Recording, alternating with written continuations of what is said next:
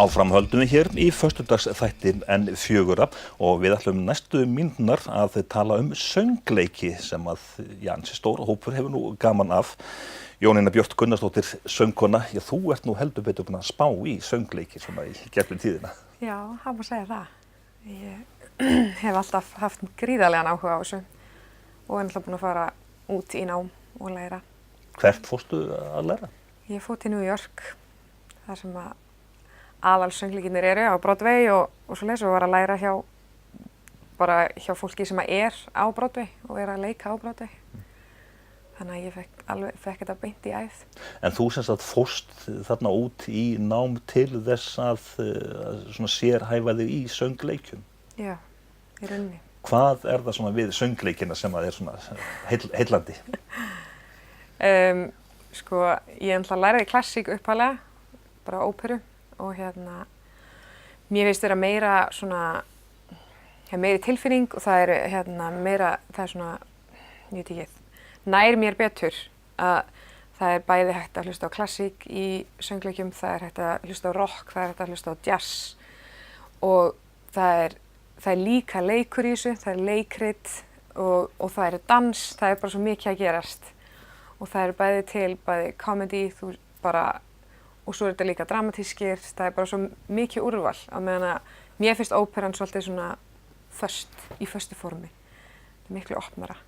En þið ætlið sem sagt að setja upp sýningu og vera með sýningu á Akureyri núna á næstunni þar sem að söngleikirnir eru í aðalhlutverki? Já, það er alveg. Þetta eru eingöngu tónlist úr söngleikjum. Og þegar ég segi þið, þá er það sem sagt þú og Daniel Þorsteinsson, píanóleikari sem nú þekktur hérna fyrir norðan. Já, algjörlega. En sem sagt söngleikir og á Broadway líka, þeir breytast eða ekki og þeir hafa tekið miklum breytingum í áranna rás. Jú, rosalega mikið. Þetta náttúrulega fylgir svolítið bara áratugunum og því sem er að gerast í heiminum og höfundarnir sömdu alltaf bara í kringum hvað var að gerast og hvernig tónlist var í gangi þá.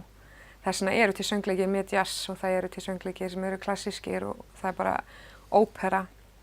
En eins og tónlistin í dag í söngleikjum er bara orðin rap, pop og alls konar svoleiðis. En svo er til dæmis hárið, það er í kringum 1970. Það er bara Víetnam eða ekki? Já, það er bara Víetnamstríðið og það er tekin svona hippamenningin í það. Já. Og þannig að það er alveg þú veist, það er allur skalinn af tónlist í söngleikjum. Þannig að innihald söngleikjanna, svona, það fer eftir tíðarandanum í það og það skiptið? Já, rosalega mikið. Það er alveg, höfundarnir leitast eftir því sem er að gerast í raunveruleikanum.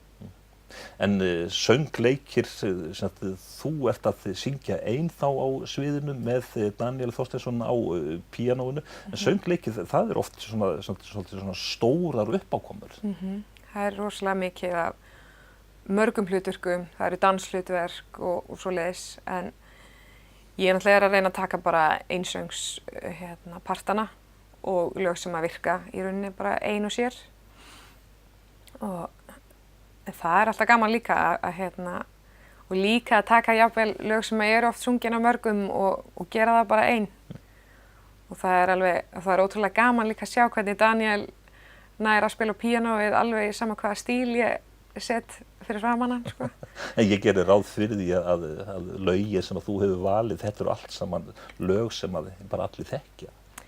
Flest lögin, minnst að kosti. Já, ég er að taka svolítið svona blandað af einhverju sem allir þekkja þarna heima á Íslandi og svo líka nýjum verkum og ég kannski svona það sem fólk þekkir minna hérna á Íslandi af því að það er til svo gríðalt magna söngleikjum sem að ekki þekkjast hérna heima, sko. En ég tek Hárið og ég tek Sound of Music og svona eitthvað sem allir þekkja.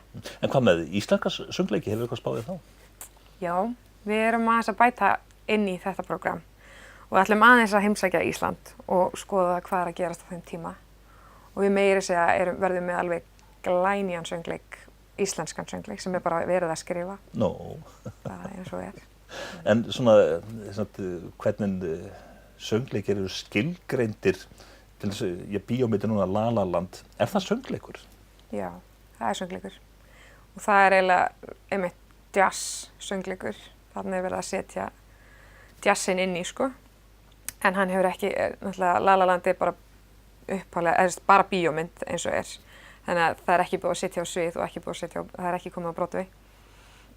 En þú ert, og þið, þetta eru ekki frumsýning hjá okkur, þið settuð þetta upp líka í Hörpu nýverið, eða ekki? Jú, ég var í Hörpunni, þá er ég reynda með annan píanista, þetta er Ásbjörg, og vorum með fullt hús af fólki þar og sem var alveg ótrúlega gaman. En það var svona sama prógram og svo leiðis. Hvaða tegund af söngleikjum hefur heillað þig mest þegar þú lítur yfir allt sviðið? Ég er svolítið í þessum nýju dramatísku söngleikjum. Eins og Hamilton sem er bara einn frægasti söngleikur bara í heimi í dag.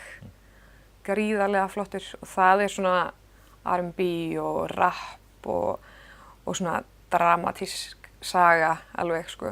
Og mér finnst það rosalega skemmtilegt.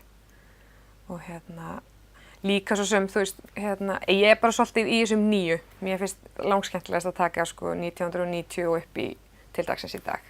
En í hofið þá verður sagan, þú ert örugglega, ef ég giska rétt á, það er alveg örugglega eitthvað sem er frá 1948 eða eitthvað svona. Já, ég er að taka sko eitt lag fyrir hvern áratug frá 1940 til dagsins í dag. Já, þannig að þú ferð bara í gegnum söguna. Ég er að fara í gegnum alla söguna og segi frá í leiðinni á milli laga. Þá tala ég tímann, hvað er að gerast á þessum tíma, af hverju þessir höfundar sömdu þetta, segi frá laginu og svo leiðis. Var ekki bara gaman að standa í þessu og velja og þú hefur nú örugglega haft úr ýmsu að moða? Já, það var mjög erfitt að velja.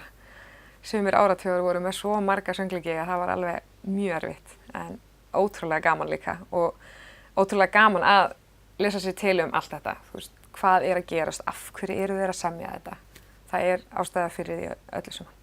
En þegar þú ert að tala við fólk það á hver og einn sinn uppáhalds söngleik eða ekki, eða nokkra uppáhalds? Jú, það er svolítið, það er yfirleitt allir með einhvern einn eða tvo kannski. Ég hef alltaf haldið rosalega mikið upp á Rent söngleikinn sem ég er einmitt að syngja upp úr. Og svo er náttúrulega Hamilton, það er eiginlega bara, það er svona í uppáhaldi hjá flestum í dag sem eru það núti. En þetta verður bara, heyrist mér á þig, þetta verður bara notaleg og skemmtileg stund í hofi. Já, það vona ég. Og tónleikarnir sem sagt, þeir verða hvenær? Þeir eru 30. mars klukkan 8 í Hömrum. Og þetta er sérst í samstarfi við Menningarfélagið og Bistróið 1862. Þannig að þetta verður bara mjög skemmtilegt. Jónína Björt Gunnarsdóttir, ég segi bara takk fyrir komuna og gangi þér og ykkur vel með þetta allt saman. Takk fyrir. Og þessu næst ætlum við að fá innslag frá nemenda við fjölmiðlafræðideild Háskólans á Akureyri. Það er hann Ómar Hjalti Sölvason sem ræðir við Kristinn Pétur Magnússon sem er sameindalíffræðingur.